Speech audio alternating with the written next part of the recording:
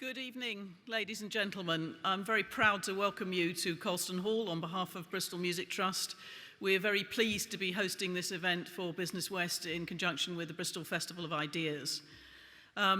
This feels a little bit like American TV, where you get the commercial break before you see the program, but I can promise you that this commercial break will be very short. We run conferencing facilities, everything from this size to 6 people in a room. We're very keen to talk to all of you about it. We are city centre, we're friendly, we're well organised, and we're competitively priced. Please come and see us. But what I'm really here to mention is the transformation campaign for this building, which will enable Bristol to have a fully functioning international standard concert hall with full disabled facilities. We also have a huge aspiration to become a centre for advanced training for musicians with special educational needs and disabilities, the only one that there will be in the UK. And I think it's something that, drawing on the expertise that there is in Bristol, including at the University of the West of England, this feels like our role in life. I'm not here to ask you for money. We have a stall in the foyer which gives you some artist impressions of the new building when transformed, which we plan to open in 2020. I'm not here to ask you for money, but I am here to ask for your support. If each one of you at some point, if you haven't already done so, could look at the Colston Hall transformation page on the website, www.colstonhall/transformation, and add your name to the thousands of supporters that are evidencing the need for us to transform the building and to provide Bristol with the facilities they deserve. I'm very pleased to say that you'll be joining our latest celebrity endorsement by Shaun the Sheep, and it's worth going on just to see the cartoon of Shaun sitting on our placard looking as if he's in the right place. That's all I want to say. Welcome to Colston Hall, and best wishes for a very productive evening. Thank you very much, Louise, and it's a fantastic thing to become involved in, so please do take up the offer to find out more. Really important for the future of Bristol. For those of you who have not met me, I'm Steve West. I'm the President of the Bristol Initiative and Vice-Chancellor at the University of the West of England here in Bristol, and I'm delighted to welcome you here this evening. So a big hello, Bristol. Good, you're half awake. Excellent. We're now just 1 week away from the date of the European referendum. This is one of the most important decisions for Britain for a generation, and it is a decision that will impact on many generations to come. We will have profound consequences for the UK's place in the world and for us as individuals, but also for businesses and, of course, the city of Bristol itself. So this is a very important evening where we will engage in discussion in respect of the opportunities and perhaps challenges that lie ahead. Now, perhaps you may disagree with me, but I think over the past few weeks of public debate, we haven't particularly been enlightened. We've had a lot of campaigning, a lot of noise, and I suspect that we're still seeking the nuggets and the evidence base upon which we can make decisions. So the good news tonight is that that is what we intend to provide. So let me outline what we hope to be able to achieve this evening. First of all, we will hear from a range of speakers and we will operate in a climate of respect and balanced discussion. Of course, there will be different views and opinions, and we want to tease those out. And there will be points during the evening where you, the audience, will have an opportunity to engage and participate. So our first aim, of course, is to have that conversation. Business West, as an organisation, has already hosted several events on the EU during 2016, and these have included the classic hustings, the issues being teased out, the knockabouts between the different views and opinions, and some of the dilemmas that we perhaps face. Detail in part embedded within some of that, but also quite a lot of theatre, I think, in those debates. But I think this evening we will try and avoid the theatre, and we'll stick to the facts. So with this aim in mind, we're very lucky this evening that we have a stellar list of participants, people with a huge level of accumulated experience and insight, from the highest levels of business to government. Secondly, we also want to capture the range of business voices that we have across the Southwest. We are an organisation that has a membership, and we want to listen to that membership and reflect it. We've therefore devoted one panel solely to the business questions raised by the referendum. We're also going to show you 2 short films of our members, ranging from tech startups to cutting-edge manufacturers and small and medium-sized businesses, all of whom have opinions and views. And we want to highlight those to you this evening and to give you a sample of the region's rich tapestry of enterprise and economic strength, and of course the views on the future either in or out of the EU. And thirdly, we want to make sure that you have a chance to ask questions. Now, Sir Malcolm, our first speaker this evening, will leave plenty of time after his short address for questions, so you'll have one opportunity at that point. And you'll also remember that you've had an opportunity to submit questions to our panels when you signed on to the Eventbrite website. So we've got hundreds of questions there. They've all been sifted and corralled together by Andrew Kelly from the Festival of Ideas. He's gone through them and hopefully we'll be able to engage with the panel members with those questions. We'll get through as many of those as we possibly can, and we may have time to take others from the floor. And of course, we're also using technology this evening, so we're going to encourage you to use the hashtag #TheWestDecides, and the hashtag up there in front of you. So we'll give you an update on what sorts of things people are saying as we go through. And finally, we wanted to make sure that the input reflected the very broad base of our business members' views. Now, we've been surveying businesses, I suspect, to death over the last few years to find out what are the thoughts. And of course, the EU referendum is an important part of that. So our latest survey, with over 700 businesses responding, which was released yesterday, showed that 62% of businesses want to remain, 22% want to leave, and 16% aren't quite sure yet. So that's just under a 3-to-1 ratio. And of course, that is moving around a little bit as we get closer to the referendum. But in many ways, what we're really interested in are the don't knows, the people who are unclear, unsure of which way to go. So let's just test in the audience tonight. Let's just see. This is a bit of fun. We've got no gadgetry, so you're going to have to stick your hands up, and we promise not to look. So I'm going to ask you, those that think it's Remain at the moment, just stick your hands up. Fantastic. Out. Okay. And not decided yet. Okay. So at the end of this evening, we're going to do it again, and we'll see whether or not anything's shifted or changed. So I'm delighted that with the packed programme that we've got ahead of us, I'm sure it's going to be exciting, I'm sure it's going to be informative, and I hope that we will have an evidence base upon which we can make some decisions going forward. And we're going to kick the event off this evening with our keynote speaker, Sir Malcolm Rifkin. He is, I think, an excellent speaker to kick this event off. We've talked about having the highest caliber of deeply experienced speakers participating, and there is no better example than our keynote speaker this evening. He has been a major participant in events of historical importance over many, many years, and in particular events that are determining the future of Britain as a place in the world. A little bit of fact behind the scenes: he was one of only 5 ministers to serve continuously through the Thatcher and Major governments. He's been both Defence Secretary and Foreign Secretary, and more recently Chair of Parliament's Intelligence Security Committee. As a Foreign Office Minister, he was instrumental in persuading Margaret Thatcher to hold her first historic meeting with the Soviet leader Mikhail Gorbachev. No mean feat, I suspect, persuading Margaret Thatcher, and reaching out at a very important moment in time, a turning point, I suspect, to the end of the Cold War. He's also played a vital role in preparing the ground for the single European market during the 1980s.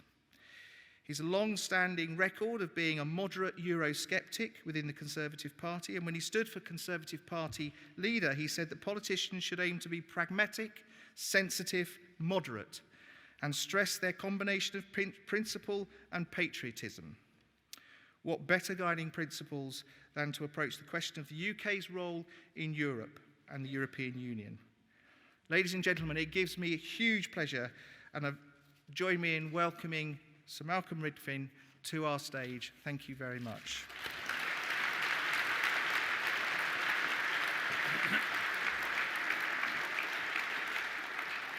Well, Chairman, thank you very much indeed for these very kind words of introduction. President Lyndon Johnson of the United States once said, "That's the sort of introduction which my father would have enjoyed and my mother would have believed." It's obviously a very great pleasure for me to be in Bristol. I'm delighted to be invited to take part in this conference. And I can give you an assurance that you're not going to hear a very long speech. I shall follow the very wise precedent of King Henry VIII, who apparently said to each of his 6 wives, "Please don't worry, I don't intend to keep you long." As you heard from the chairman in his introductory comments, I have described myself as a moderate Eurosceptic. I was against the single currency. I was against any suggestion of a United States of Europe, and that remains very strongly my view. And like many people, probably many millions of people in this country, with a referendum coming up, one always has to go back to square one and give some hard thought as to what actually one's views are today in the circumstances that we are facing and what's likely to develop over the months and years to come. Now, I have concluded that I shall vote in favor of Remain, but this evening I'm not going to make a great rhetorical speech, and I'm not going to attack those who have a different point of view. I want to share with you my reasons why I've come to that decision and what I think are some of the most important and relevant reasons, but I'll try and do that in a balanced way. And I want to really deal in the time available with 3 aspects of this debate. First of all, I think we all should remind ourselves why the European Union was created in the first place. Because it was not created for economic reasons or for trade reasons. It was created because Europe had been where 2 world wars began. It wasn't just continental wars. Britain, from day one in 1914, day one in 1939, were involved in these wars. And there was this very strong view that that must never be allowed to happen again. And only by European countries coming close together, working together, so far as made sense, so far as was possible, that is the way you could guarantee that it couldn't happen. Now, I was born in 1946. My generation and people younger have not, thankfully, seen Britain directly subject to aggression, not involved in another European war. I worry about Brexit for this particular reason. I'm not going to make crazy allegations. I do not believe that if Britain left the European Union, that means we'd be going to war in the next 5 years or next 10 years or whatever. That would be a very foolish suggestion. But what I am worried about is that I think that the existence of the European Union, together with NATO, has contributed in a massive way to the stability of our continent. And if a country as important as the United Kingdom was to leave, then we know there are strong Eurosceptics in other parts of Europe, in France, Marine Le Pen and the National Front in Germany and Belgium and Italy and other countries. And that could lead to a consequence of the gradual fragmentation of the European Union, and for all practical purposes, it's ceasing to exist. And that would disturb me. It would disturb me partly because we have Russia, of course, next door, a very, very powerful country that would try to take advantage of a divided Europe. But it would also disturb me that, when unions of any kind collapse, terrible things can sometimes happen. We saw in Yugoslavia, when it collapsed into half a dozen countries, the Bosnian War. When the Soviet Union collapsed, we're still seeing the consequences in Ukraine and elsewhere. So these are serious issues, and that, to my way of thinking, says, look, whatever happens in regard to Britain, we don't want to see Europe fragmenting. It's not in any of our interests for that to happen. And if that's true for the rest of Europe, maybe it's true for us as well. That's the first point I want to make. The second point is to go to the very heart of what Britain has achieved in the European Union. One of the jobs I did that you didn't mention, Chairman, was I was Margaret Thatcher's Europe Minister. Geoffrey Howe was the Foreign Secretary, but under him I was the Minister in charge of our relations with the European Union. And I remember very clearly the instructions I got from Mrs. Thatcher. We will have nothing to do with the single currency. That's not for the United Kingdom. What we do want, however, and it didn't exist at that time, is a single market. And a single market, as most of you here will be aware, is not just a free trade area. Free trade areas exist in many parts of the world. A single market is a free market and a single market in trade, but in goods, services, capital, and labor. And I remember Mrs. Thatcher saying to me, not only is that hugely in Britain's interest, to create that would not only be to our benefit, but so much so that she said, I will support majority voting for all decisions affecting the single market, because I know that if we required unanimity, the French in particular and other protectionist countries would try and stop it. And that's what we've now achieved. And we've had the single market. And I'm very conscious that we are told regularly, and it's a perfectly fair point, that Britain is the fifth largest economy in the world.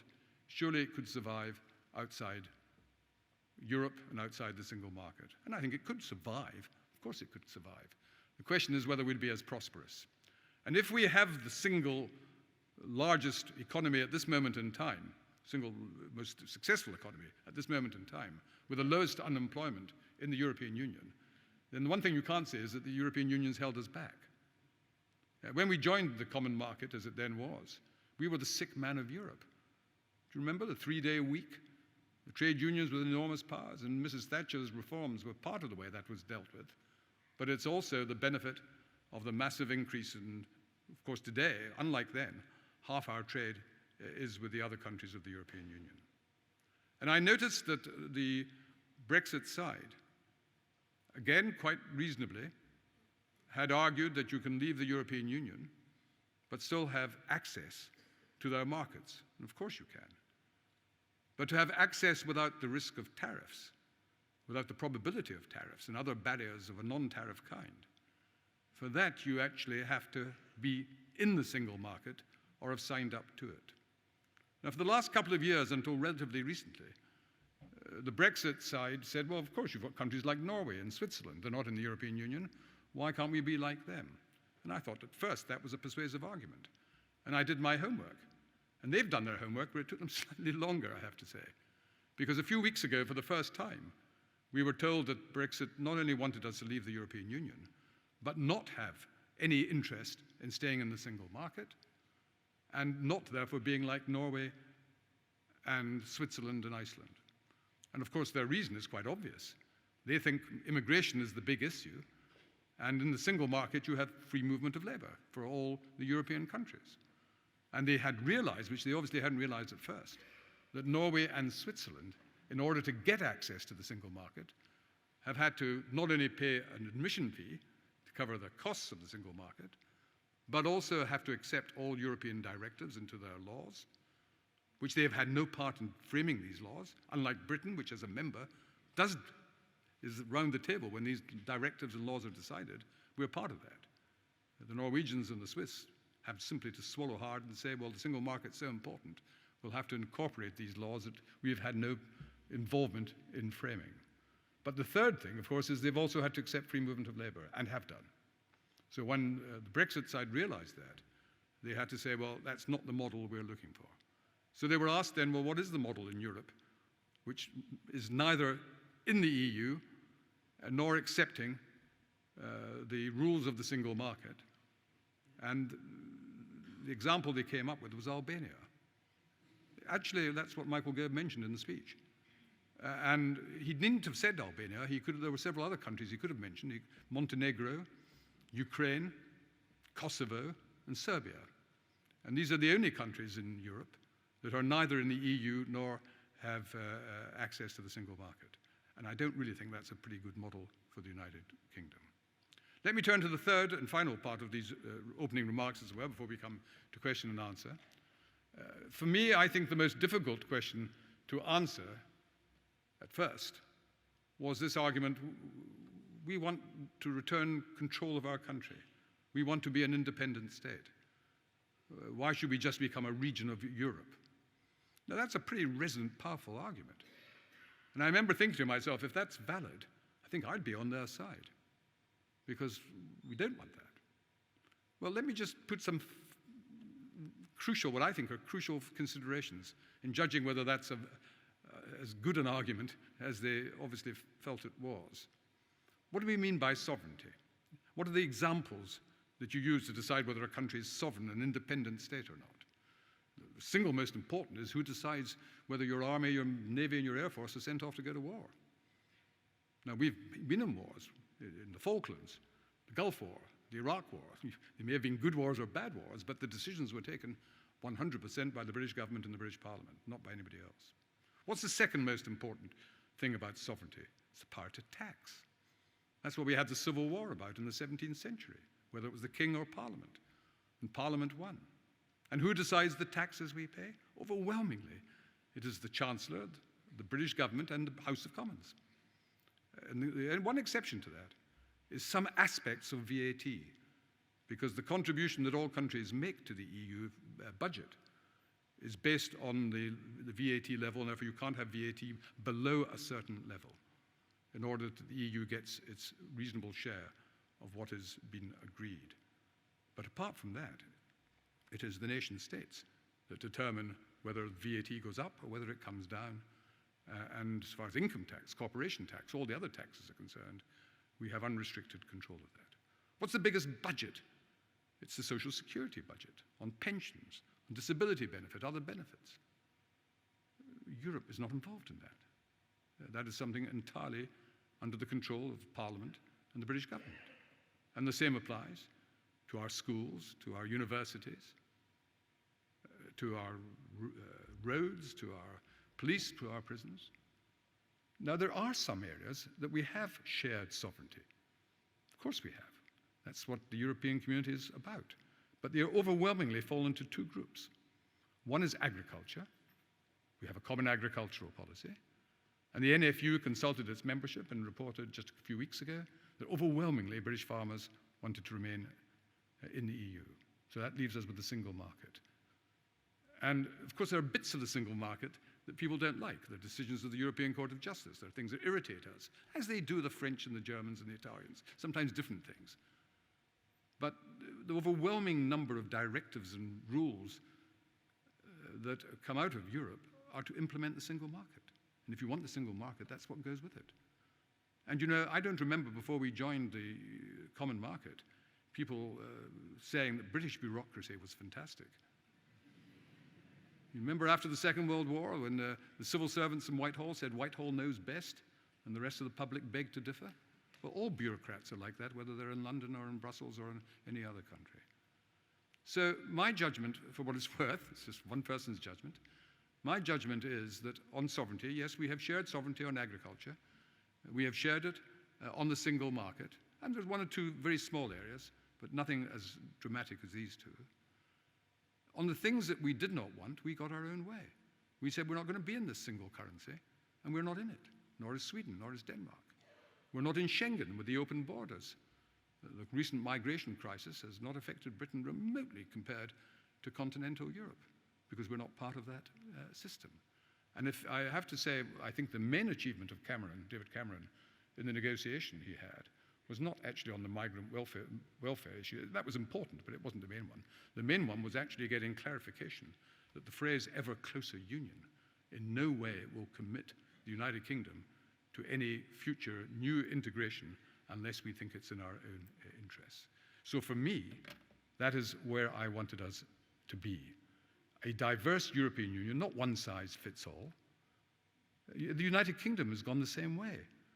In order to save the United Kingdom, we now have different kinds of integration, with the Scots having a parliament, with the Welsh having an assembly, with Northern Ireland having permanent coalition of the Catholic and Protestant communities, and in England now, massive decentralization of resources to most of the big cities, or soon be all the big cities and regions of England. So we've done that in different ways for different parts of our United Kingdom. And in the same way, Europe now recognizes it's not a two-speed Europe. That implies we all end up at the same place. No. Countries like Britain and Sweden and Denmark and several others will not want to go for any new areas of integration that might attract some of our partners. So I said I wasn't going to speak for long to allow time for questions. I simply conclude by saying that, you know, this is not just a vote for the next 5 years like a general election. If we remain in the European Union, at some future time, if it acts against our interests in a fundamental way, then like any other country, the EU now provides in its own rules for countries to leave. That will always exist. We will always have that option available to us. But if we leave now, with overwhelming evidence Forget the politicians, with overwhelming evidence from all the professions, from all the occupations, from the universities, from our friends overseas. Now, you can dismiss them all as saying, oh, well, they're all biased, they're all whatever. But these are powerful arguments. People are looking for reassurance, and if they can't entirely assume that the politicians are going to be giving them objective advice, then you have to look to see those who are expert in commerce, in the universities, in economics, in farming, in all these other issues. And I've yet to find one single organization or professional body that has said, we actually think we would be all better off if we left. There are individuals who take that view, but I have not yet seen any corporate bodies that have. So that is, for me, a pretty decisive consideration. Thank you very much indeed.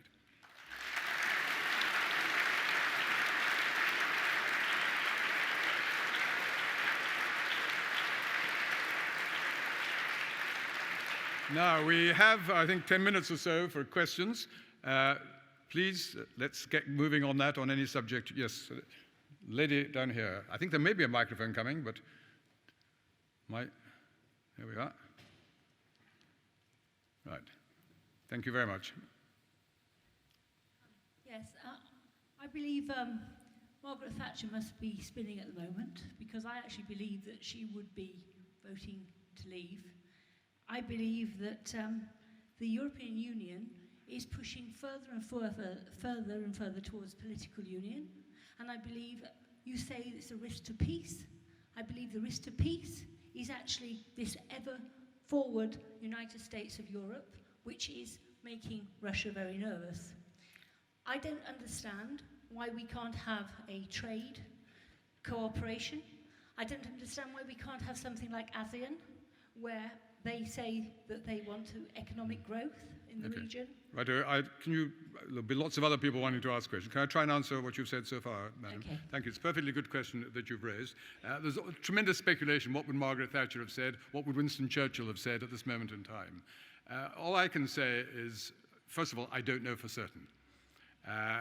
What I would also say, however, is the person who was closest to her, Charles Paul, who was her private secretary on European matters for 10 years, and who continued to be with her right up to her death, he has said publicly that he is convinced, from his knowledge of her views, that she wasn't mildly enthusiastic about the European Union, but she wouldn't want us to leave either. Now, some may take a different view, but that was his opinion, and he knew her better than almost anyone else.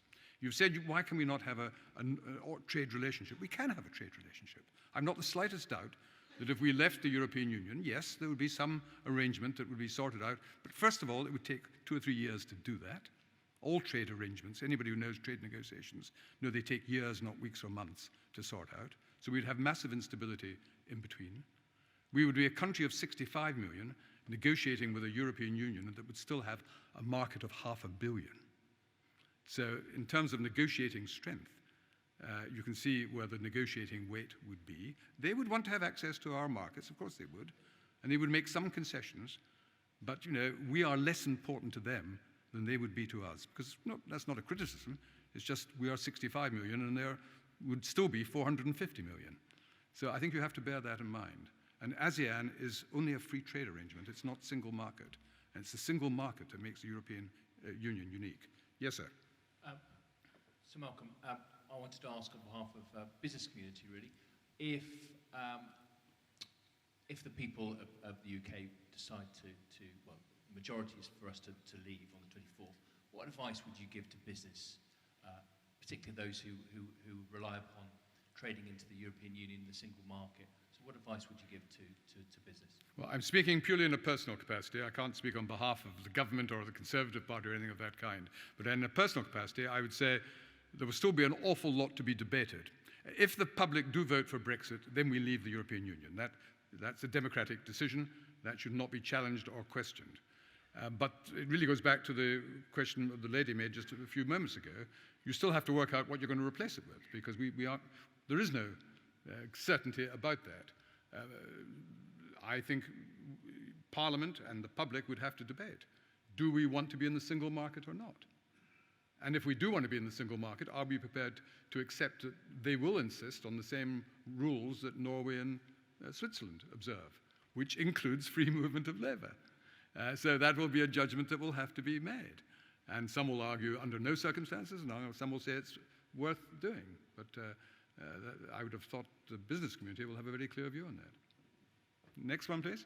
Yes, at the very back, on my left.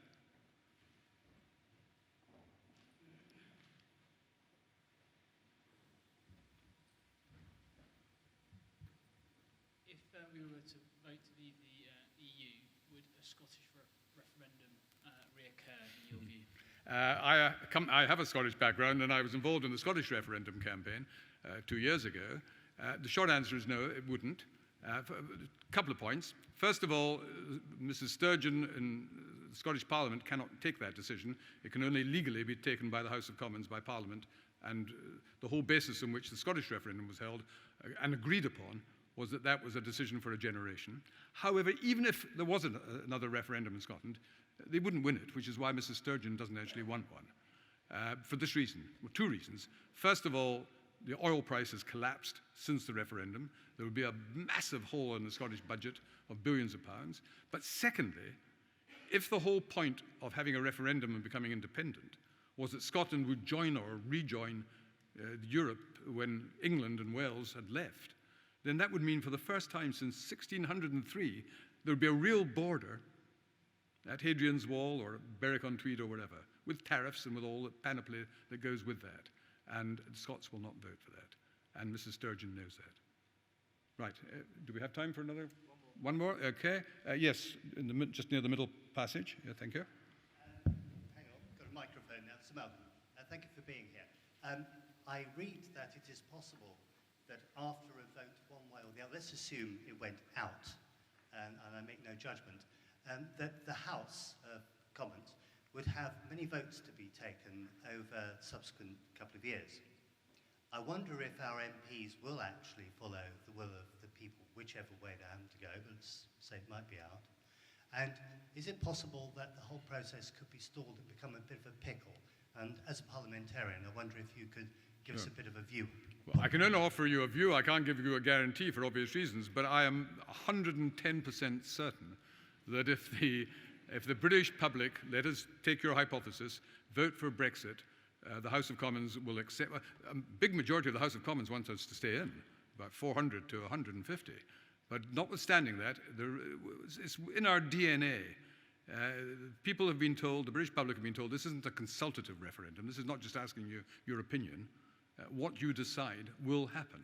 And if Brexit is the choice, then we will leave the European Union. I have no doubt about that. Parliament will not try and stop that happening.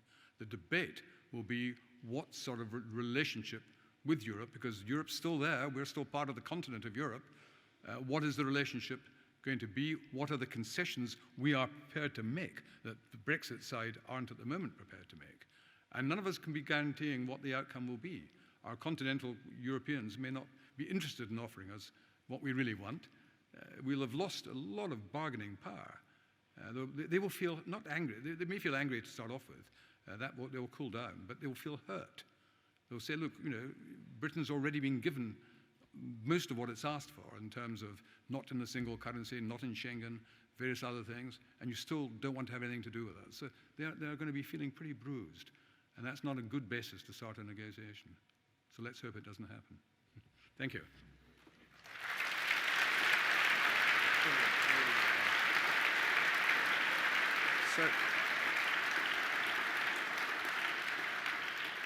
So thank you, Sir Malcolm. That's been a fantastic start to our evening, and I know that you have to leave us and run across Bristol, dodge the traffic, and get on a train. So thank you very much. One more time, just say a big thank you to Sir Malcolm.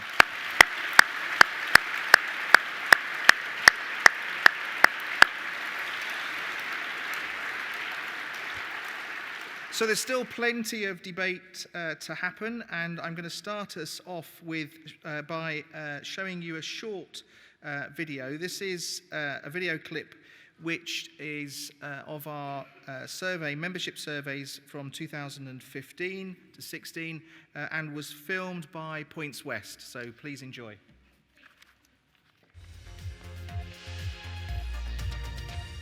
Currently, we've projects in various European countries.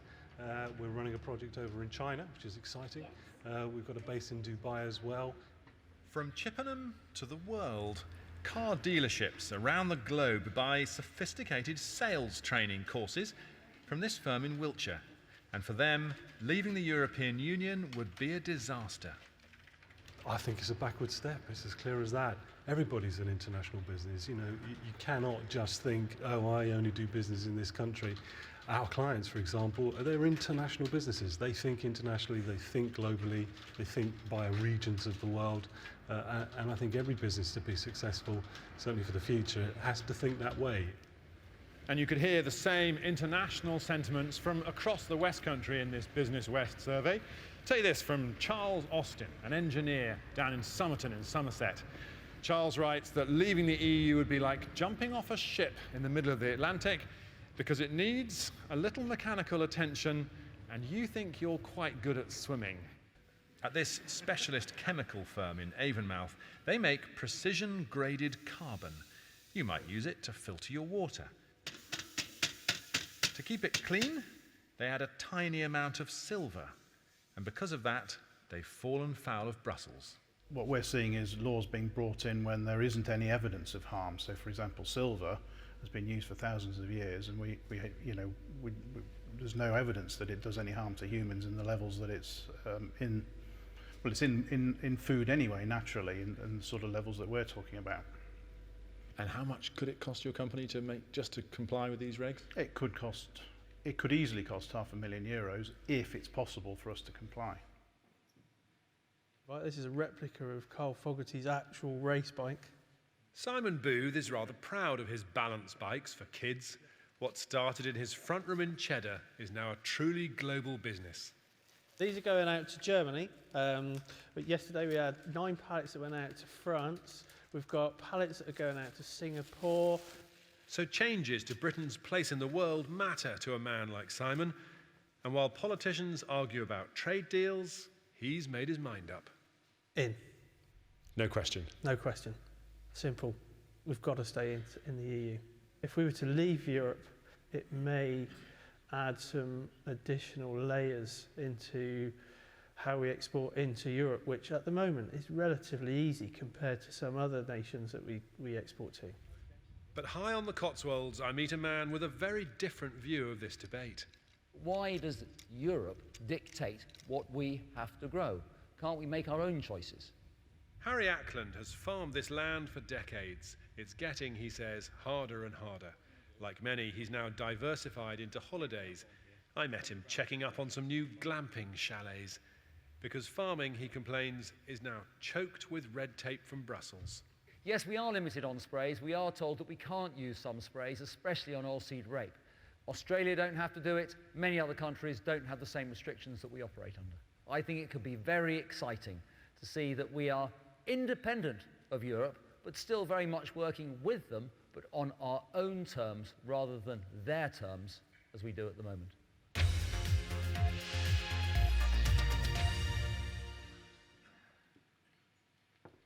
So that's the first of our video clips. I'm now going to pass over to Andrew Kelly, who's going to be leading the panel debates and helping us navigate our way through.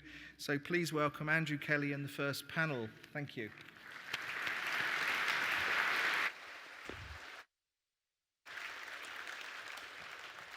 Thank you. Thank you very much. I'm Andrew Kelly from Bristol Festival of Ideas. It's my honour to chair the first panel. I'll be introducing them in a moment. But it's my job to put to the panellists many of the questions that you sent in. We've brought a number of the questions together. There was unanimity on some subjects. There are a lot of questions on regulation, for example, which we'll come to. And we'll try and get through as many as possible in the half an hour we've got. The first question, I'm going to come to all but one of the panellists on this, is about just an introductory question, is how does your relationship with the European Union as a company, as a business, and how this has affected the way you'll vote next week. I'm going to first of all introduce Stephen Booth, who won't be answering this question. Stephen is co-director of Open Europe, a think tank which has taken a neutral position on the referendum but wants to reform the EU. Next to Stephen is Don Cameron, well known as founder of Cameron Balloons. Then Graham Cole, former chairman of Augusta Westland and author of the Coal Commission on exports.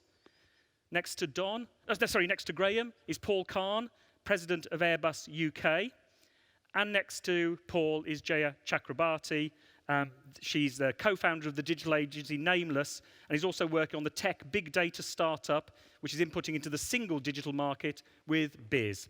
So I'm going to start with you. Jaya, do you want to start and just tell us a little bit about your relationship with the EU? As a data startup, I'm very interested in making sure that there's free flow of data between the UK and the EU. I'm also interested in skills, and there's a huge shortage at the moment, and I fear for what happens if we do leave, whether or not we will still get people who are skilled enough to come on board and help us do what we want to do. I also believe in the single digital market especially, and we really do need EU copyright reform, and we need to have our say in that, because the UK has special exceptions that enable us to compete in that arena.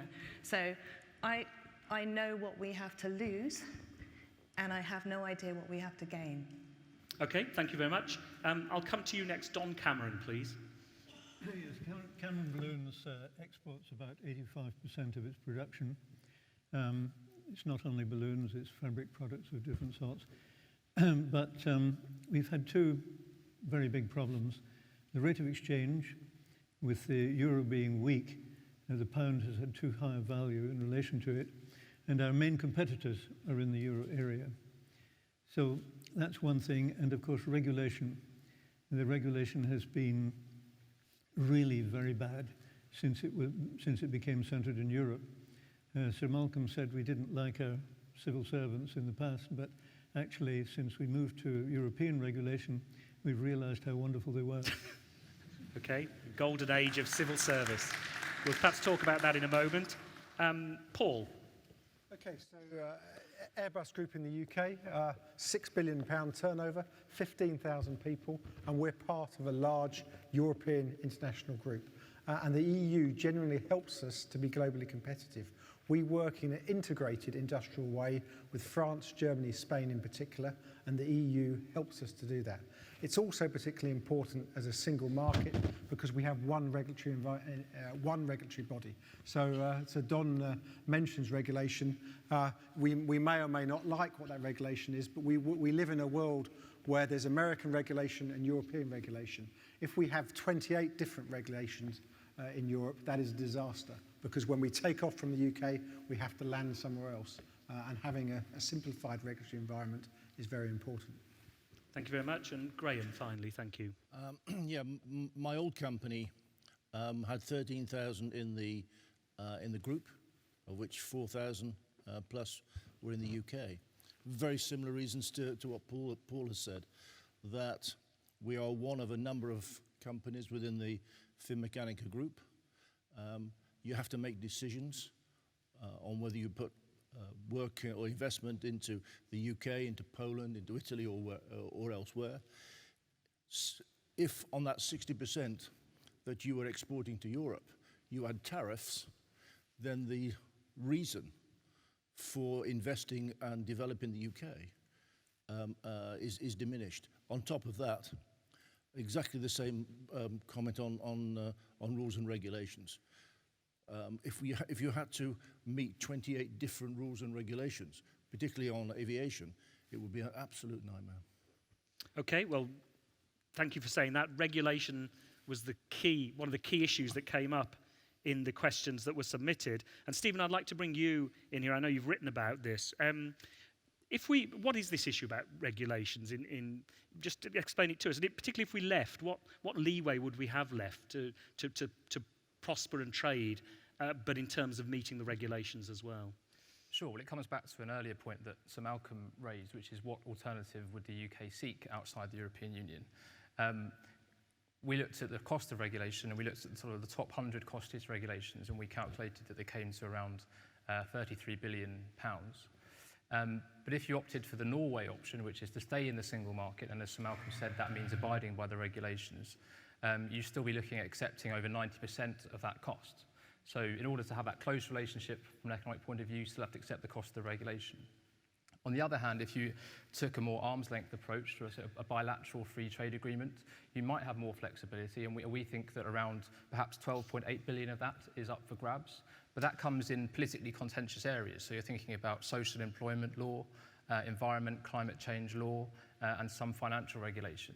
Those are the areas in which we think there's potential for savings, but clearly all these areas are very politically contentious and would possibly in some cases mean the UK actually changing its own domestic approach, because in some of these areas like climate change, the UK has gone above and beyond what the EU has done. So I think there are opportunities to deregulate and potentially sort of lighten the burden on business in some ways, but there are political trade-offs to be had. And I think it does also clearly have, it would depend on the type of relationship you have with the EU. I think the rule of thumb is the closer and more integrated you are with the EU, the more regulation you're likely to have to accept. And you're campaigning for reform of the EU. What are the particular areas that you would campaign on in terms of business and the EU?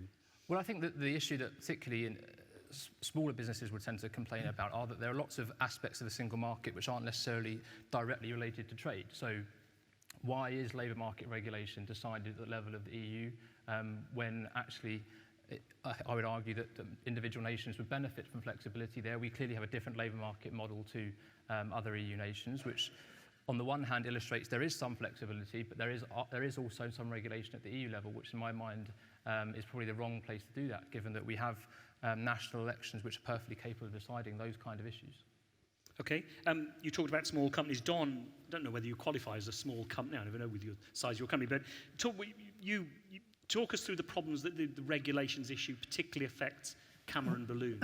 Well, I think hearing the speakers to my left, it's true that the European regulation has been better for big aviation than for small aviation. But for balloons, for gliders, for light aeroplanes, it has been a disaster. They simply have taken as many rules as they can and made it very difficult. People have gone out of business. Many people have stopped practicing these activities. The thing's been centered in Cologne, in Germany. And I remember that in the year 1900, Jerome wrote that the young Englishman today doesn't feel he's had a good holiday if he hasn't been in trouble with the authorities. And he said that Germany is the best place to go on holiday because there are so many rules that it's easy to get in trouble. And we can see in both nations, we can see the same characteristics today. But they're not bad people. They actually realize they've made a mess of it and they're trying to propose lighter regulations. But it's simply so much more difficult to deal with someone that far away than to deal with our own authorities here in the UK. Okay. But just to push you just slightly more on that, if we left the EU and you would still want to trade with Europe, you'd still have to abide by... We would still have to abide by some of the regulations, the ones concerning the airworthiness of goods, for the goods that we're selling into the EU. Yes, we do that. Okay, but that was the only one that would be of concern to you. But at least we could have things back to where they were in this country. Okay. Paul, did you want to comment on that? Oh, well, certainly. I mean, I'd like to think that the aviation world is a lot safer now than it was 100 years ago or 50 years ago, even 20 years ago. So it's very hypothetical to blame all the EU for all the regulation that you don't like because we're in a much safer situation. And the UK, had it been on its own, would have been making progress on regulation.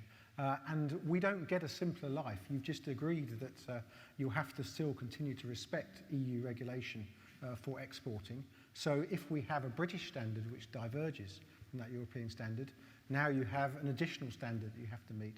So you just made life more complicated, more expensive, and we haven't actually gained anything other than the EU standards will continue to change and we no longer have a voice at the table. And that is very dangerous. Graham? Yeah. I think also that some people blame the EU for regulations or for errors, when actually those regulations and those decisions are taken in the UK. And you mentioned earlier on about reforming the EU. I think all of us, I'm sure both of us, can see areas in the EU where we want to reform. No doubt about that at all. But I don't think you can do that in 3 months as the Prime Minister tried to do. You need to be involved, you need to be engaged. And frankly, you need to send representatives to Europe who want to be there for the long term and to change things, not to kill it.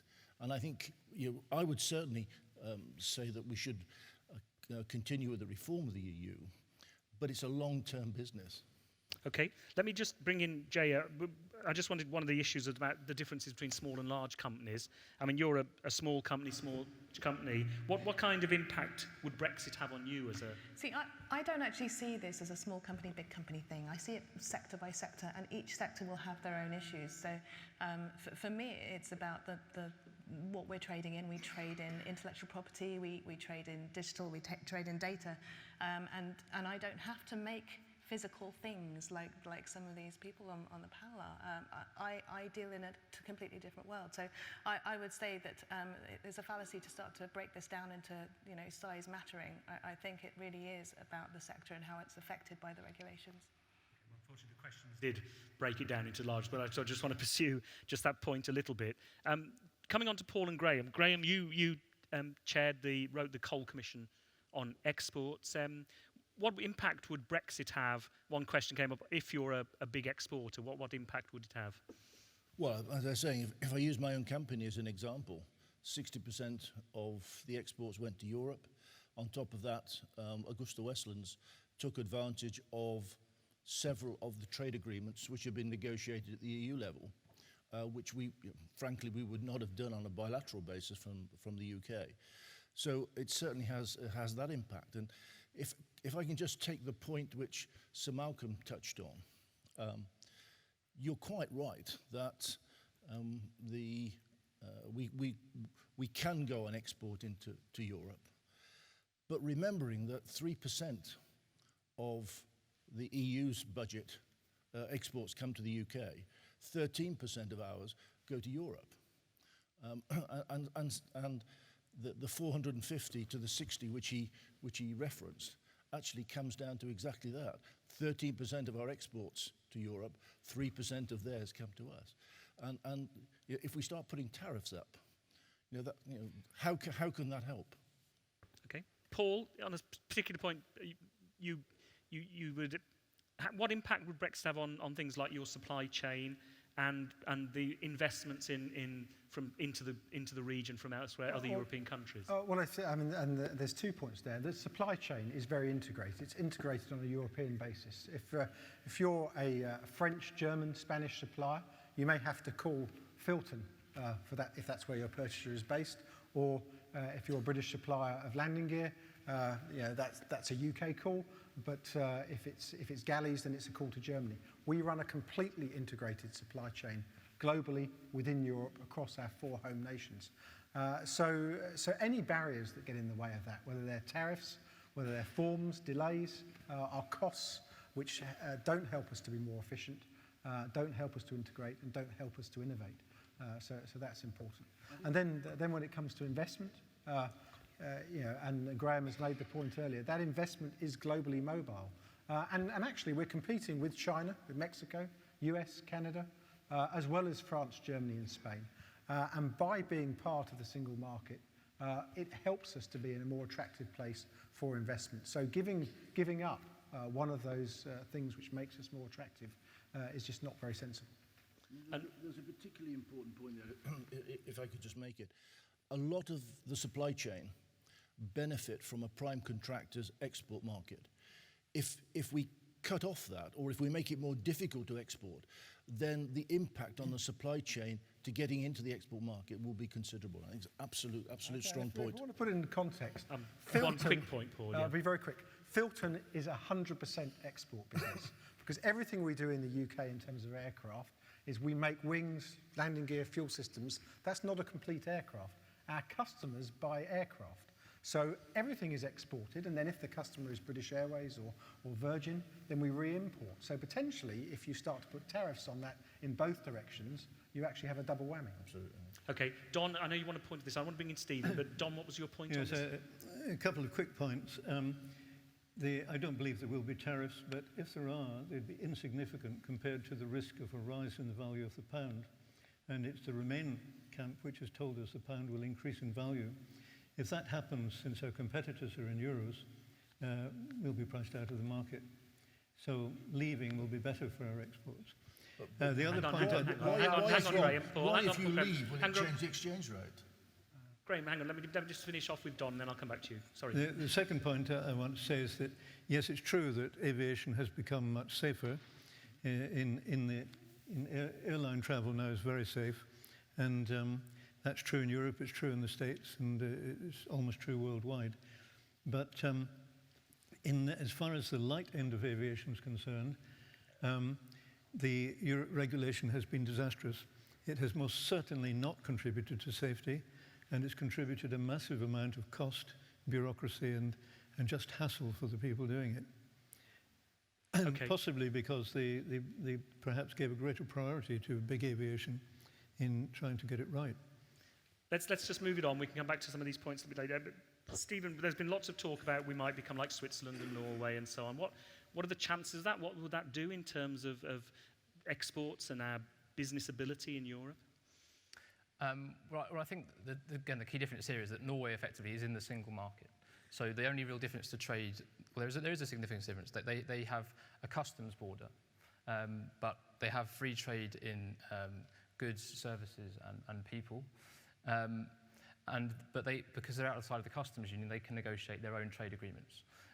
Switzerland also is outside the customs union and can negotiate its own trade agreements. But it doesn't have as complete access to the single market. So in things like services, its access is much more patchy. And I think in any trade agreement in which the UK tried to do with the EU, which wasn't being inside the single market, I agree that I think the likelihood of tariffs on goods is actually very low, because that's the easiest thing to do in a free trade agreement, is abolish tariffs. The difficult things to do are harmonising regulations, and that's crucial for areas like services, and that's the key in any negotiation. I think the EU and the US are having great difficulty in those areas now, and I think any trade agreement, that's the area that would actually be the hardest one to do. And I think that's the area where trade barriers are more likely to occur is around service industries. Okay, single market potential and out of the EU. Graham, Paul? I can't see the advantage of anything in between. I mean, from my position of my old company, Europe works well. You have access. I mean, frankly, I would struggle to find more than a couple of areas where, on an industrial basis, I would really want to change the European rules and regulations. So many of the things that we do are actually in this country for decision and not in Europe. So, to me, we're either in or we're out. Anything in between really doesn't add to the debate at all. Paul? But being part of the single market is absolutely fundamental.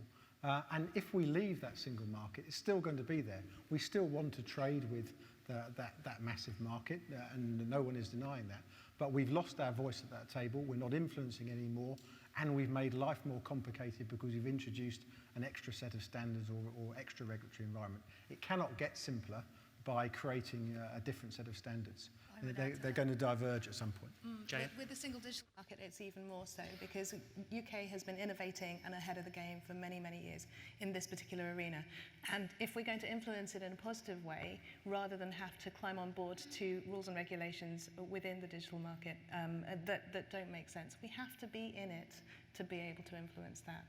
And there is no middle ground. Stephen? Sorry.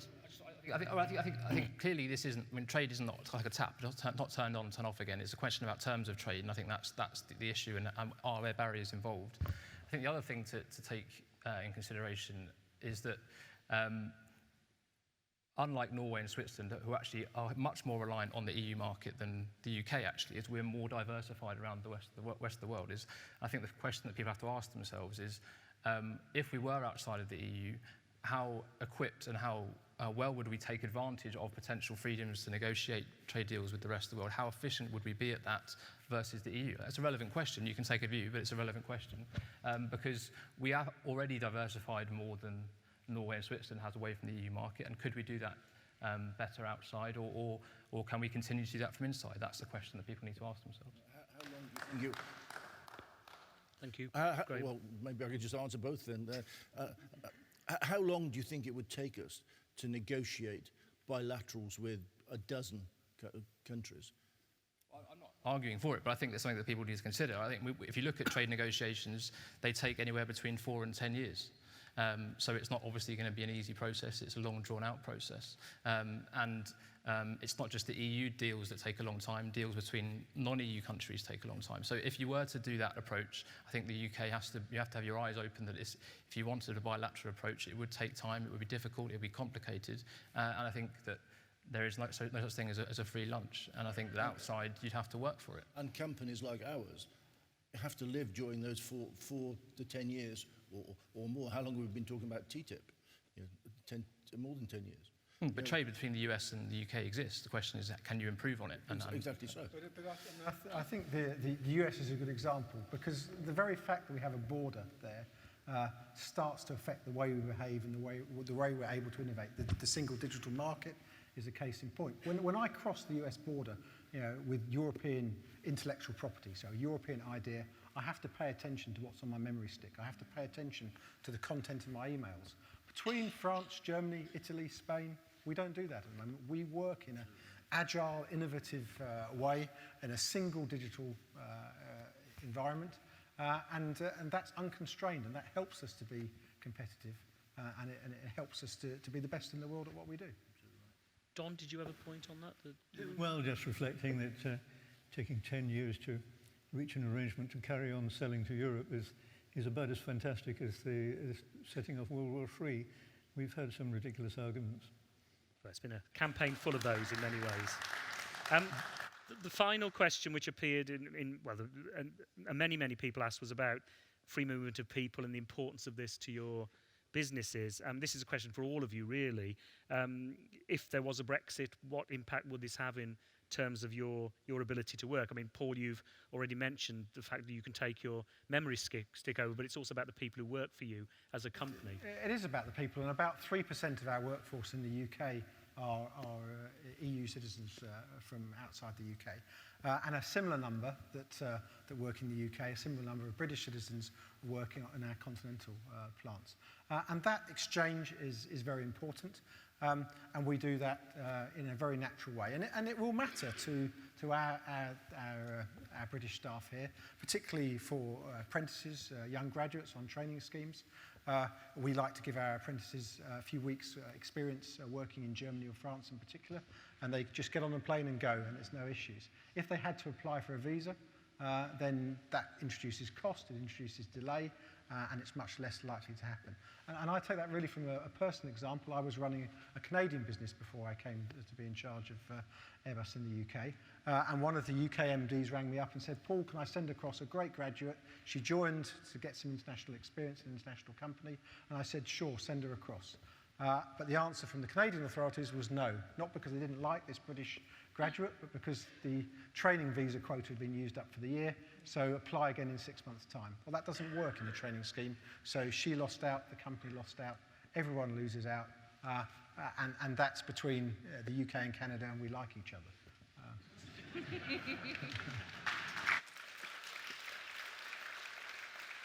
Don, in terms of your company, you participate in all sorts of balloon festivals across Europe and so on, but what about your workforce? How diverse is that in terms of European non-British employees? We tend to have quite a long-staying workforce. The average length of time people have been with us is something like 19 years. So we don't have rapid turnover. But I mean, I'm sure 3% of our people going there and 3% of theirs coming here is just fine, but that's not the kind of immigration that people are worried about. Okay. Jaya? There's a skills shortage, and we find it very, very difficult to find coders of high caliber. And if we weren't able to look at Europe as another place to draw that talent from, then we're going to have to look somewhere else. So it is a big issue, and I can foresee, although I cannot tell exactly, I think it will get worse if we do leave.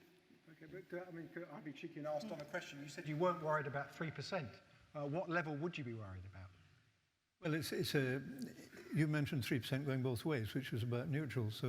But we do see the pressure on housing and all the rest of it, which is from the large numbers coming here and fewer going there. But the population is about 5%, and that's what we have today. So the perception is it's much higher than that. It's not 15, 20%. It's 3%, 5%. This is the reality. And I think it's important to understand that. Okay, Graham? Yeah, I would say two things quickly. Firstly, what would I be concerned about?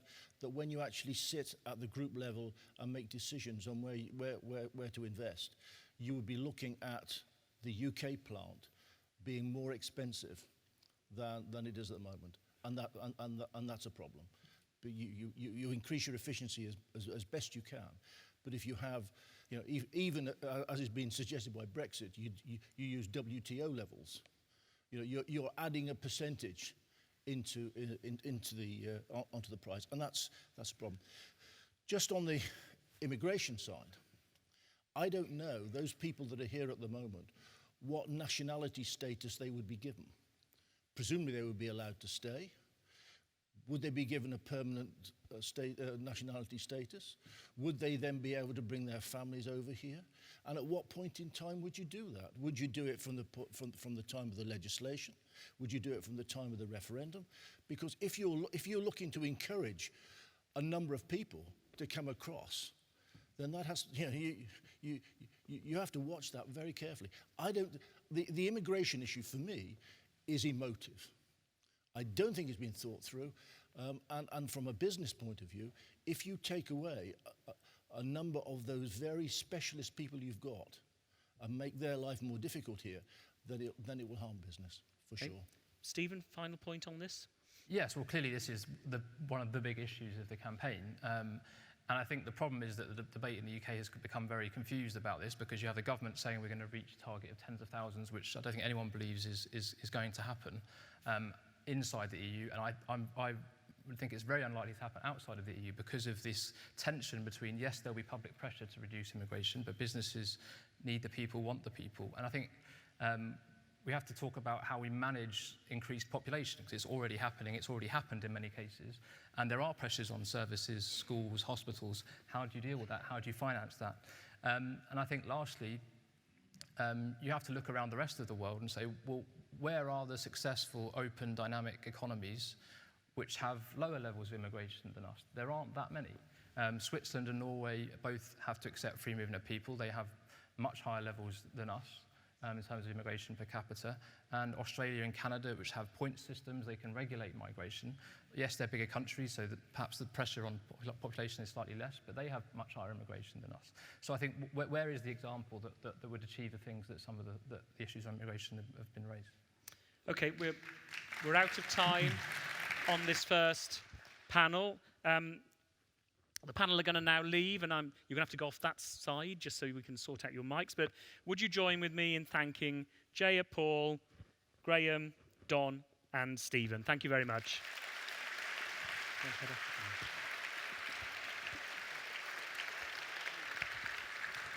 Now, as well as the debate, as well as the discussion in here, we've also been encouraging people to tweet about this event. And for a very quick catch up on where that is going, would you welcome Catherine Frankpit?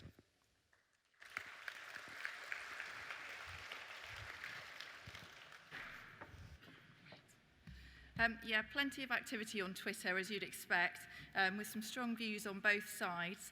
Interestingly, at this point in the evening, definitely more tweets for the Vote Remain camp. So just to give you a few examples quickly, Southwest TUC point out 3-1 for Remain in the Business West poll. Dynamic economies like Bristol's will be hit if we leave. Bristol BME Voice says, Sir Malcolm gives a well-laid-out argument for why we should remain, including peace and stability in Europe. Joanne Kay says, great to hear Paul from Airbus talk facts rather than fiction about immigration. Rob Rogerson says, do we really think our goods will flow freely across Europe after a Brexit? Thinking of hand-delivering German grandma's gift. Meanwhile, on the other side, Woody has got plenty to say on Twitter, including being part of the EU when it fails is much worse than getting out now. What are the risks to staying in? Anthony Ward points out, Don Cameron says the EU has been a disaster for balloons, gliders and light aircraft in the UK. And a couple of other interesting comments. Eva Linnell says, how do we reform the image of the EU amongst the British public? And Gavin Thompson says, interesting to hear Sir Malcolm invoke Margaret Thatcher as he makes Remain case. And we've got one or two people on Twitter still unsure which way they're going to vote. Sarah Louise Bratton says, still undecided as the panel debate kicks off. And that's it. And we'll do in the morning, we'll do a sort of a Storify roundup of all the tweets and we'll share them through Business West so you can see the debate online. Thank you. Thanks.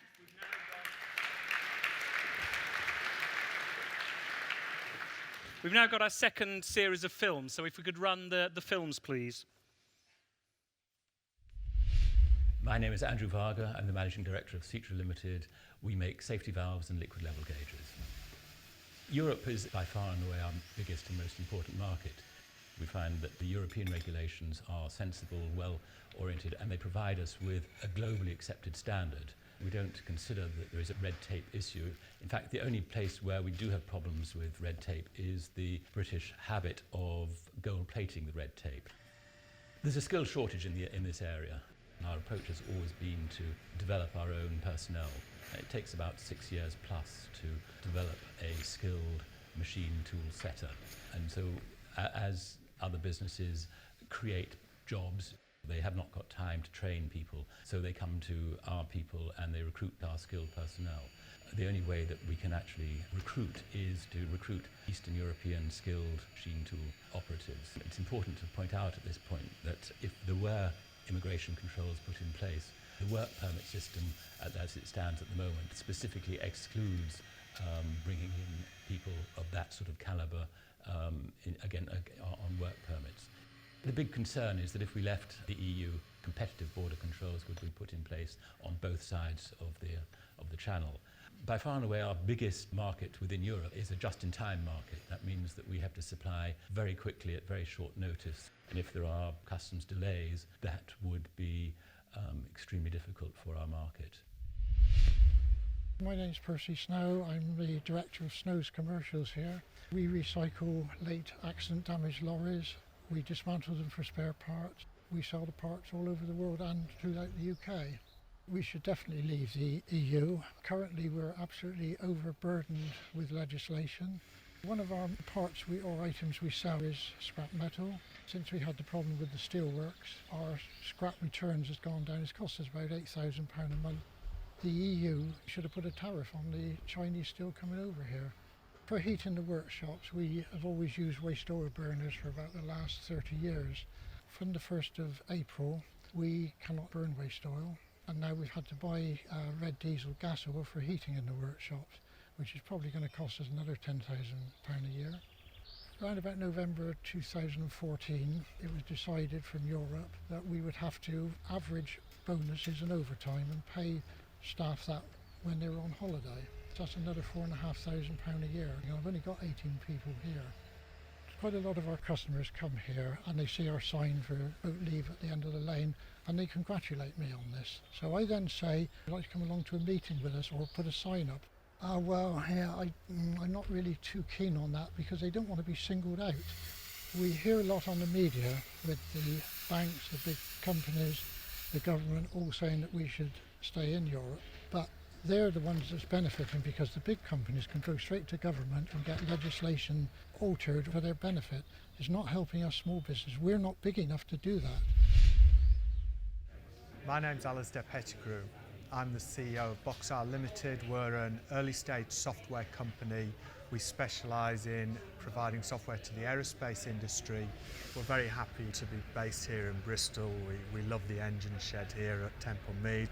We're now 10 full-time, 20 people altogether. We've hired 2 people in the United States. We've got partner businesses in India and in China. For us as a high-growth company, the next important step for us is to take another round of investment.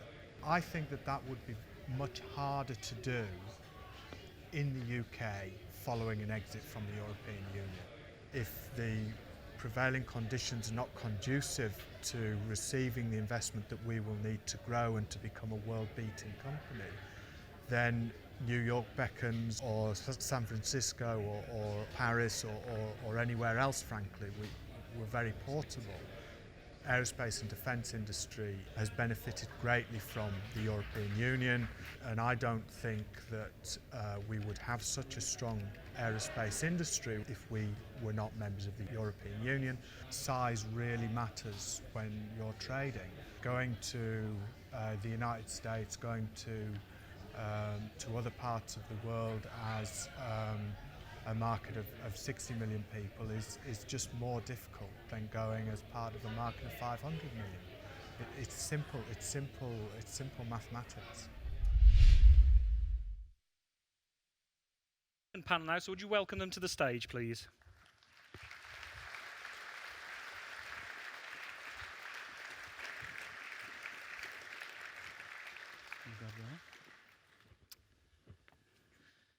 Thank you very much. Got 5 members of the panel looking at the UK and the EU, the big picture. I'm just going to introduce people very quickly. On the far left is Vicky Price, former joint head of the UK Government Economics Service, writer and a consultant. Next to Vicky is Tim Congdon, former independent advisor to the Treasury and member of Economists for Brexit. In the middle is Thangam Debonair, who's replaced Mayor Marvin Rees tonight. Thangam is the MP for Bristol West, and this is part of your constituency. Next to Thangam is Nick Pearce, Director of the Institute for Policy Research at the University of Bath and former head of the Number 10 Policy Unit. And right next to me is Charles Grant, the Director of the Centre for European Reform. Now, there's been lots of talk, particularly today, about the costs of all this and what's going to happen if Brexit happens, and there's all sorts of figures thrown about. So I want to start with Tim and Vicky. Is about, what do you see are the short-term implications of a Brexit vote and the long-term benefits? I'll start with you, Vicky. Thank you. Well, obviously what we're already seeing is that companies are delaying investment decisions, people are delaying spending decisions because of the uncertainty about the vote and the outcome. And we've seen what's been going on in the opinion polls, of course. What we've also seen is that the financial markets have reacted to the narrowing of the polls, if you like, showing considerably, some leave polls actually gaining momentum. And we've seen sterling being affected, we've seen equity markets, but not just here. So the interesting thing is that this is something that's being watched all around the world, and the implications of a Brexit will be felt in Europe, in the States, and there are, of course, decisions that others may be making in terms of foreign direct investment into the UK, which are going to have to wait and see what the decision of the British population is. And of course, a lot then will depend on what is seen as a possible negotiating stance and the steps that may be taken if there is a Brexit vote. And of course, that means that as people are prolonging decisions, there is no doubt in my mind that we will see a continuation of the slowdown that we've already experienced. And with that will come, obviously, low growth for 2016. And of course, we've heard the governor of the Bank of England saying we may well have a technical recession, which means a couple of quarters of either zero or negative growth. But that has implications for jobs, obviously, for wages, for house prices. And in the longer term, if there is a realization that actually any deal we may have with Europe is going to be worse than what we've just had all these decades, then obviously people will adjust their expectations for growth of the UK economy. And if they do that, then we'll find it very, very difficult to get out of a much lower growth scenario from here on. And that, of course, will have implications for revenue for the government and so on. So I think the result, if there is a Brexit, is going to be one that should worry us about its implications. Still a lot of uncertainty as to how government is going to react. Obviously, the Bank of England could do all sorts of things in terms of making sure the financial system is safe. There could be all sorts of other measures that are taken to ensure there is a bit of stability. But actually, it's going to be a very, very unsettling period. Okay, thank you. Tim. Ladies and gentlemen, if you'll believe the market reports, US Treasury yields, the oil price, and the Mexican peso all fell because of skittishness about concern and worries about Brexit. This is nonsense. Britain accounts for about 1.5% of the world's oil demand. The notion that that can affect the oil price is obvious bunkum. Movements in markets are affected by many things, and the notion that all these variables are caused by Brexit is not the case. I think what I should also emphasize is that about 12% of the British economy is involved in exporting to the European Union, 13%. And if the negotiations go badly, I hope they won't, it's supposed to vote for Brexit, negotiations go badly, then we, like the other nations of the world, would face the common external tariff on our exports to the European Union. A common external tariff of what? Up to 5%. So let's just be aware what's going on here, and to a large extent, this uncertainty, in my view, is a lot of nonsense. You know, it's very easy for people to say, you know, the famous Treasury quote, all the uncertainties lie in the future, don't they? Look, we will have, suppose we vote for Brexit, there is a period of 2 years for discussion and negotiation. Britain has got a lot of negotiating power, but that really isn't the point. We hope our partners want free trade. There has been a move globally towards free trade in the last 50 or 60 years, and I would hope that our relations with our neighbors remain friendly, cooperative, and so on, and I would expect there, in fact, isn't that much change at the end of the day in terms of tariff levels and so on. For me, the important thing about leaving the European Union is to re-establish control of our own country so that we can, for example, look after our own culture, our constitution, and indeed restrict immigration. And I suspect in the end that that's going to be critical in what happens next week. Okay, thank you very much. I just want to bring in the other three speakers. Tim has given a view there about what a Britain out of Europe could look like. Thangam, what do you think about that view? Well, what I'm thinking about is the range of uncertainty which Vicky's already mentioned, but also how that plays out over a number of years. I was at the World Trade Organization in 2005 in Hong Kong, and I could see that negotiations proceeded at a snail's pace, and we would be one country negotiating rather than part of a trading union of 28. But if I could mention something which hasn't come up yet this evening, which is about workers' rights, EU directives are guarantees of maximum working hours per week, of annual leave, of paid maternity leave, of rights for temporary agency workers, part-time workers, fixed-term workers, protection from discrimination, and health and safety at work, all these sorts of things, which we may take for granted until we come up against them. Health and safety, people make a lot of jokes about health and safety, but actually it's no longer funny when your boss asks you to remove asbestos or to work in an unsafe environment. Now, I believe that every boss in the room at the moment has no intention of doing any such thing. But the thing is, if we come out of the union and we're no longer controlled by those directives, and I do say control because I think it helps make a level playing field for all of us, for all good businesses. Good businesses know that we make a profit when we look after our staff. I know that. However, if you've got other businesses who are undercutting you by not abiding by health and safety laws or rules on discrimination or on maternity pay, then it isn't a level playing field anymore. And that will create a downward pressure on businesses. And it will critically be problematic for workers. That's actually was the next question, which did come up in a lot of things, but you've already jumped ahead. But I'll come back and ask I want to ask some of the others on the panel about that. But Charles, do you have a view on say, the view that Tim gave about Britain out of Europe? Well, I'd make a sort of general and historical point, which is whatever happens in Europe, whether Britain stays in the EU or not, what happens in Europe matters hugely to us. That's the lesson of 1,000 years of history. We cannot turn our backs on Europe. At the moment, we have a Prime Minister in the European Council, ministers in the Council of Ministers, officials in the Commission, MEPs in the European Parliament. So the decisions taken, we can shape and influence. That's why we shaped the single market. It's why we pushed EU enlargement. If we leave the EU, we pull our people out of the institutions. We stop shaping the decisions. But the decisions taken in those institutions will still affect us. We want to trade with Europe. We'll have to follow the rules and regulations set by the EU, but we'll lose our vote. So I think the real problem for me about leaving is simply losing a seat at the top table where the institutions and rules are shaped. And Nick, just for you. Yes, I think what Charles said is very important. I've just had one thing on the economic risks, which is currently we have a 7% deficit in our current account. That is, broadly speaking, we import more than we export. And we rely, for covering that gap, on investment into the country, people investing in our car companies, investing in manufacturing in the UK, investing in our services, and the flows of capital into the city.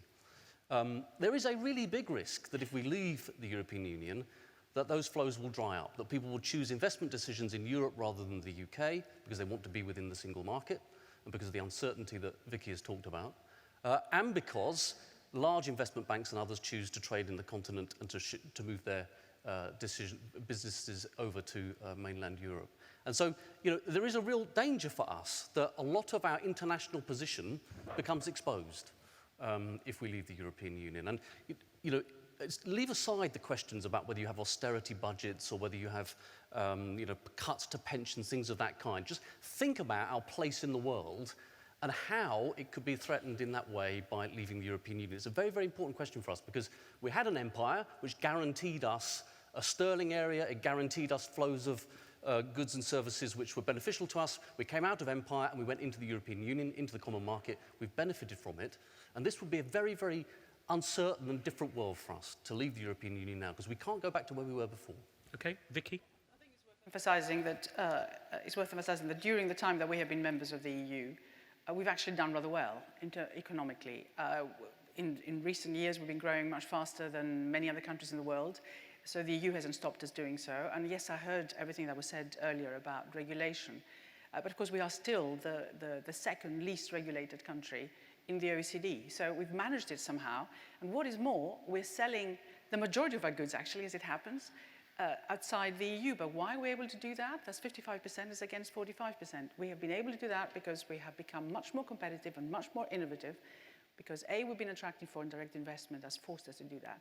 But B, because Europe, of course, itself opened up, and therefore you compete against loads and loads of others for the same market. And it is quite a big market. It has meant that we have to become increasingly innovative and productive to survive.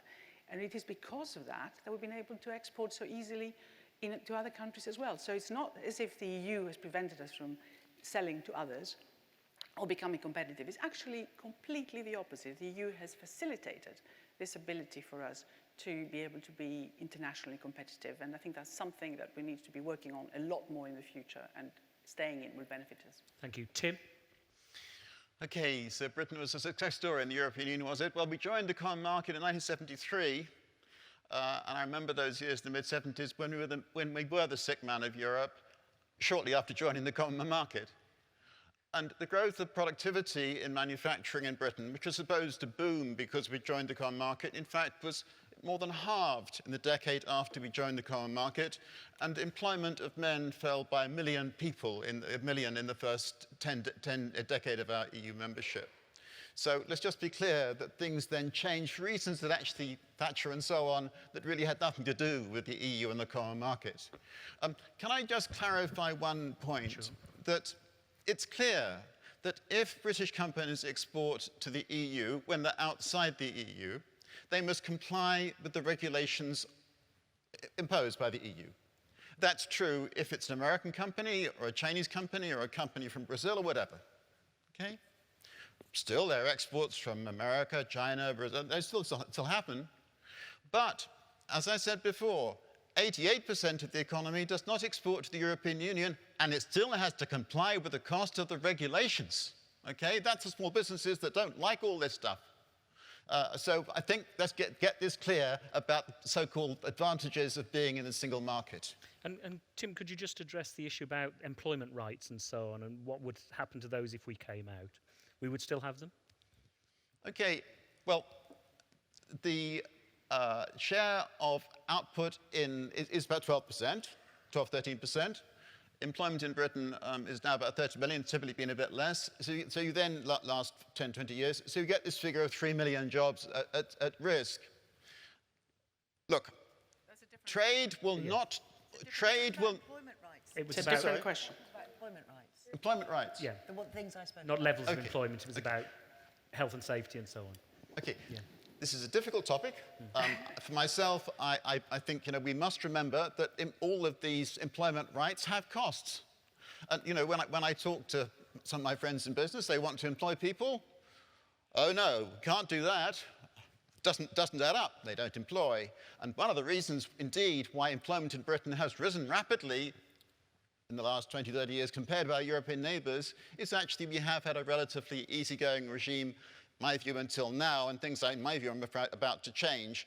There is a trade-off between all these directives and all these wonderful benefits for the workers and employment prospects for those workers. Yes, and the trade-off is actually... Hang on. Sorry, Sorry, Thangan. The trade-off is actually that people who have the right to holiday, the right to protection at work, actually tend to do better. They tend to be more productive. They tend to be more loyal to their employers. I'm sure there are employers in the room who can attest to this, that employees who are given equal pay, who are not discriminated against at work, that's not a barrier to good business. That's a good thing. Having a diversity of employees who feel valued and who feel well treated and who are given time off to be sick or for holiday, but who are also employed properly and efficiently and equally and fairly, actually do well. They do well for businesses. They help businesses to prosper. So I'm going to ask you again, which of those rights are you going to get rid of when we come out of the European Union? I hope. You're not going to run that policy if we vote for Brexit, I presume. So it's slightly unfair, I would guess. I set up a company from scratch, and I employed about 20 people, and we're still friends. Okay, let's move it on. Let's move it on to some other questions. I created jobs. Yeah. Let's move it on to another question, which is Charles, about if Brexit comes, what kind of period would we go through in terms of negotiating new deals? How long might this last? And well, that depends on what post-Brexit Britain goes for. I have recent information from our friends and partners in major European capitals and from the Brussels institutions. They're going to give us an option of three choices, a menu of three choices. And this depends on, this will answer your question. Yeah. The first one is Norway, which we've already discussed, in the single market, but pay into the budget except free movement of labour, no vote on the rules. The best one for the economy. The second option is Canada, i.e. a free trade agreement. Quite a lot of tariffs being removed, not much single market access. For the car industry, for example, there's no mutual recognition of parts, no passporting arrangements for financial service companies, no procurement covered by it. So it's better than nothing at all, but it's not great. Then the third option they're going to give us is World Trade Organization membership. No free trade agreement at all, simply rely on WTO rules which set a maximum tariff. There are tariffs, but you can't go too high on the tariffs. Doesn't cover services, no good for the city. Now, some of those options will be quicker than others. If we go for the Norway option, then it's quite quick because the structures are in place. There is already a European economic area with Norway, Liechtenstein and Iceland in it. If you go for a free trade agreement, the trading agreement part could take 5 or longer years to negotiate. But let me just say something on the timing. My information is, first of all, they'll do the Article 50 divorce settlement. This is a 2-year time set out in the Lisbon Treaty. It's the divorce settlement. You divide up the property, the assets, who pays for the pensions, the institutional separation. Only when we've done the political divorce and we leave the EU, only then will our partners start working on the trade agreement, because that's going to be so long and complicated. They want to kind of don't want to mess up. They don't want the two negotiations to get mixed up with each other. So I think the total time, I'd say, if we go for the Canada option, is 2-year divorce settlement, then 5 or more years for the trade agreement. WTO rules will be much quicker if you go for that, because you don't have to negotiate with the EU. Just leave the EU, and then you apply to join the WTO. So it's actually quite simple and quick if you do the WTO option. Okay, does anyone else want to make a comment on that? It seems quite clear. It's not to agree with what the Leave side has been saying in terms of, you'll be at the end of the next Parliament when we leave the EU. That doesn't. Are they living in a different world? What I find odd, we're going to vote into the to leave the EU, quite possibly, but what are we going to vote for? Because Daniel Hannan and Owen Paterson say the Norway option, Michael Gove and Boris have said at different times the Canada option, but some of my friends like Andrew Lillico, who's an outer, say WTO rules. So they should tell the British people, what are we letting ourselves in for? Can I add to that? Exactly. Quickly, yeah. I'd like to move on, but yes, please, Thangan, yeah.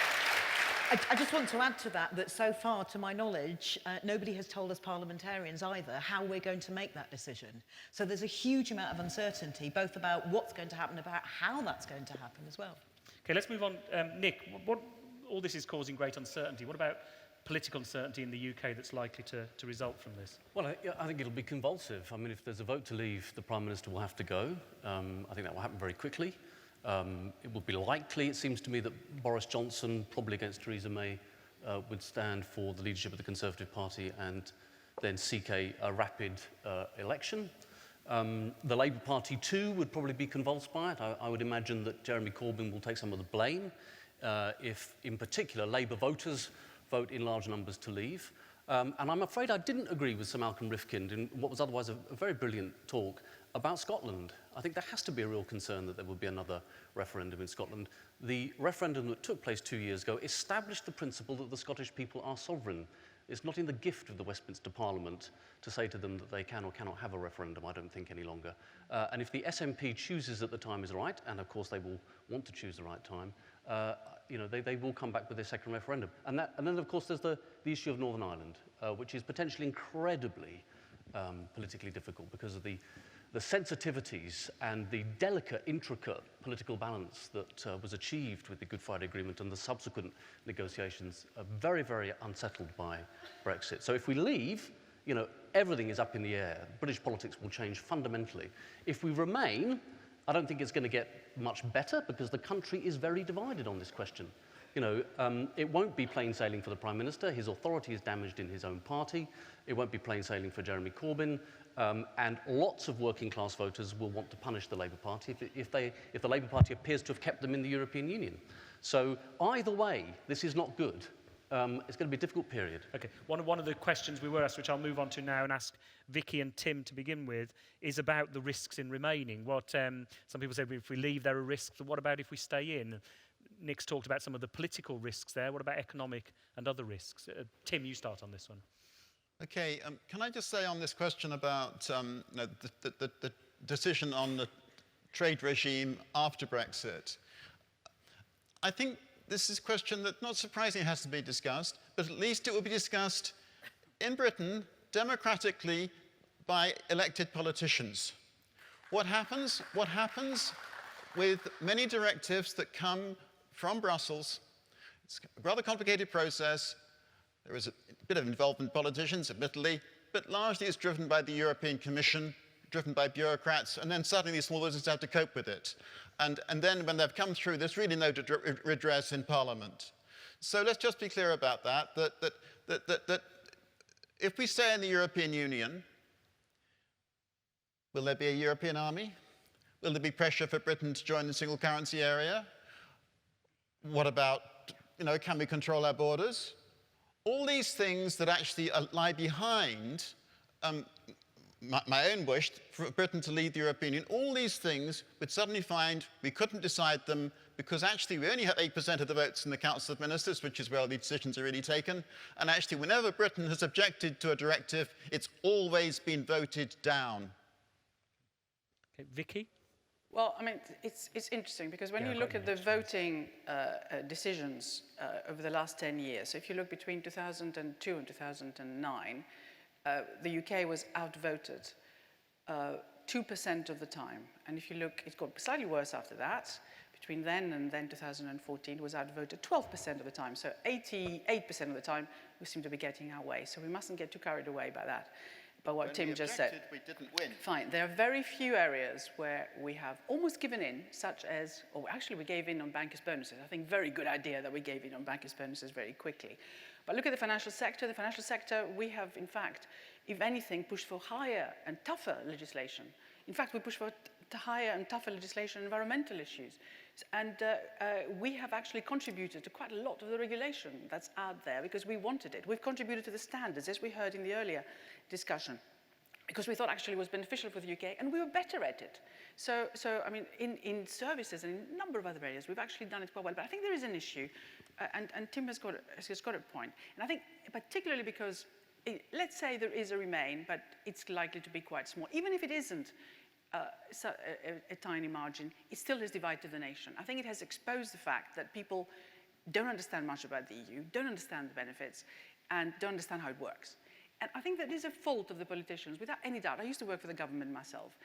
And I know that we did not take Europe that seriously in terms of the amount of time devoted to it, in terms of showing in Parliament what was going on, having proper scrutiny of what was happening, and the public seeing parliamentary debates about this on the TV channel, for example, to see and understand how everything would affect their lives, such as some of the working directives that we've actually been very, very keen eventually to adopt, because it was quite good for us, just as you've been hearing, even though we may have objected at the beginning. So I think there is an issue that we need to get the public to understand more, and also there is an issue that I think the UK, therefore, needs to be much more upfront with its own involvement from the very beginning in whatever may be happening in the future. Now, there isn't a huge amount of legislation coming through or about to come through Parliament, but remember also that the way that legislation comes is because the Council of Ministers, on which we sent representative elected people, and of course the European Parliament, and the two of them where we vote for people. I'm afraid we voted lots of UKIP people in there, of course, who don't necessarily want to keep their jobs in the future, but we do want the two, and the two are meant to work together, and there is co-decision now. So there are things to be done, I think, to mend this. And the final thing I'd say is that there have been concessions given to Cameron, which we mustn't underestimate. There is no way we're going to join the euro, whatever Tim says, or move to ever closer union, and a lot of other things which will guarantee that we don't get affected by things that might change in Europe. Yeah. Charles, yeah. Can I just come on to Charles? Absolutely. I think it's going to carry on from that. But I think the Europeans are probably, we need to make sure that those concessions are well explained and they have the impact that Cameron has said they would have, because otherwise his credibility will be affected hugely. Charles, I know you've got a taxi waiting for you because we've got to rush you off the... Well, we're on the same taxi. Oh, right. Oh, right. Yes, okay. yes, So, Charles, you take this one. Just very, very briefly. Tim talked about the European army. I speak as a former defence correspondent who still follows defence very closely. And so there isn't going to be a European army.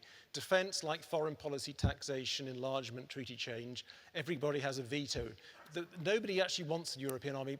German politicians do, to be fair to Tim, occasionally make speeches saying it'd be a jolly nice idea one day, like motherhood and apple pie, but nobody would do it. Bonkers idea.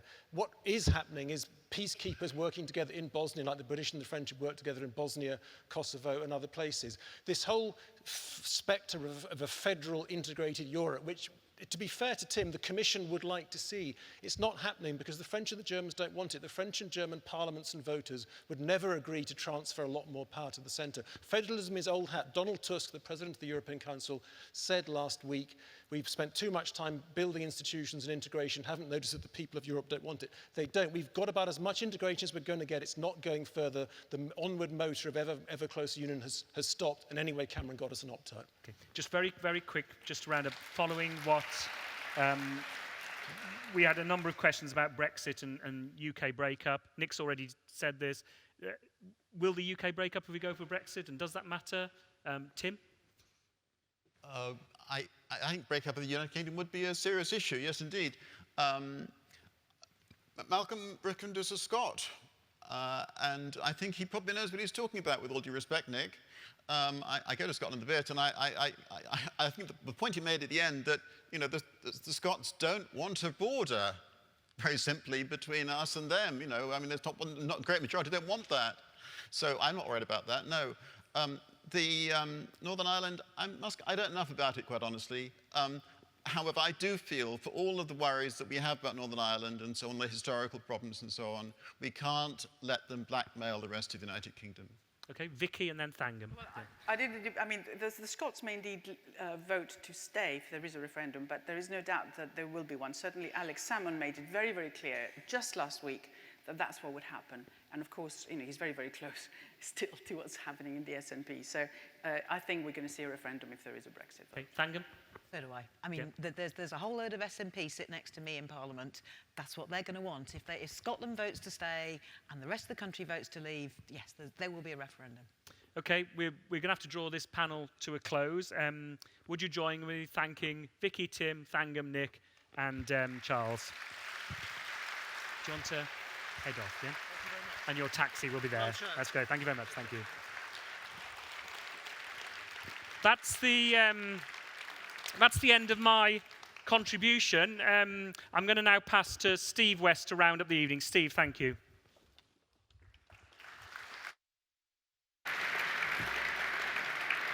So, well, thank you very much, and thank you for your questions, and thank you for engaging in the discussion. We started the evening with you being invited to show your hands, so I'm going to do it again. Let's just see if anything's happened as a result of the discussions so far. So, hands up if you're still in, and out, and still undecided. Now, this is not scientific, of course, but I think more people who were undecided have swung to in than out. Now, of course, we may have lost people.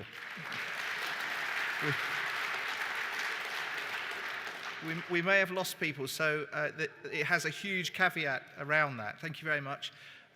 We are now moving into a point where I'm going to close, but I want to just say one or two things. The first thing is, on the 23rd, the great British public will have an opportunity to determine whether or not we remain in Europe or come out of Europe. And of course, that is a hugely important decision. It's a decision that is one that we are going to have to reflect on and think hard about and look for the evidence. And as I said at the beginning, the evidence it has been quite difficult, I suspect, for us to find, and certainly we will need to keep mining and looking for it. I hope that we do not use the rear view mirror to work out where we want to go in the future. I hope that we use all of our senses to work out the pathways that we need to take and the journey that we need to go on. And of course, this isn't just about those that are going to be voting. It is going to be about all of those people who we are determining a pathway for them. Those who can't vote, our kids, the generations that are coming behind us. And I just want us to ensure that as we set that path, we are thinking about their futures as well as our futures. So I think that there is a big, big, big responsibility that sits on us as we think about our future. So I hope this evening has offered you a little bit more information, a bit more evidence to help you determine. Please continue the debates and the discussions. Have them in all of the environments that you will be in. And I would just like to say, please join me in thanking everybody that has contributed this evening, from the Twissosphere to the stage and to, of course, you in the audience. Thank you very much.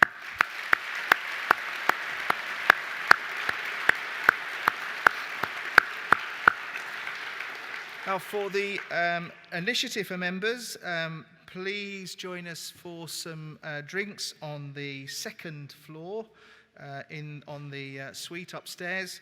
If you're not a member of the initiative group, unfortunately, we can't extend our hospitality, but please have a safe journey home. And, of course, follow the debate on our websites. Thank you very much.